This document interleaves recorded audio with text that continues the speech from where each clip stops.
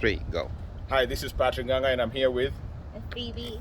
and this is day 4 and the last day of the embassy staff coming in here to help us Kenyans in the DFW area get passports renewal, new passports, replacements. How was the day today? How was the last day today here in Arlington? It was actually fantastic. It went very smooth than expected. We processed close to over 100 applicants today for half a day. And I'm very proud that everybody that came actually got processed.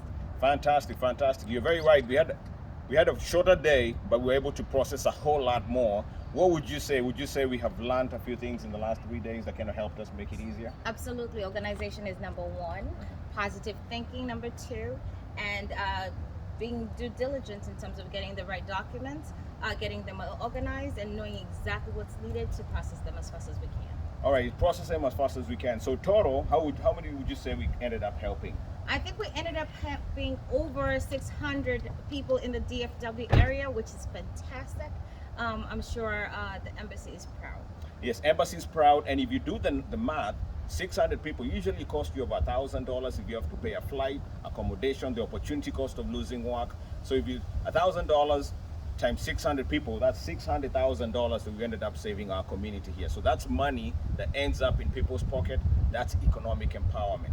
Now, would we want this done again? Absolutely. I think they should be coming every quarter and be able to help as many Kenyans as possible. Every quarter, or even by a yet, why not open an agency here? You know, a consulate, yes. consulate service, so we Yes. can be able to help Kenyans that have lost their IDs and be able to process that, so they can be able to process their passports, which is a very big component of what they need to process their passport. And Phoebe did a great job. I think they need to hire her. If they're to open a consulate here, you know who I'm going to vote for.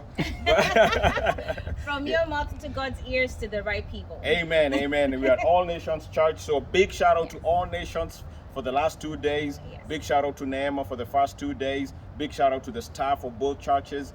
Big shout out to all the volunteers, man. They came through big They time. did come through. Yes, yes. And obviously the embassy staff, you know, they took their time away from home, from work, and also, you know, just being away and you know, extending an extra day. We really appreciate that. Yes.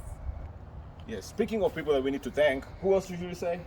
We should definitely thank the ambassador, the community leaders that were able to also organize how the volunteers are going to be able to eat, provide water, lunches, and everything else. And also for some of the people that were there that stayed a long time, community leaders made sure they were actually hydrated and fed, and priority people from out of town were given priority as well. A few things that we definitely need to give a shout out to those people.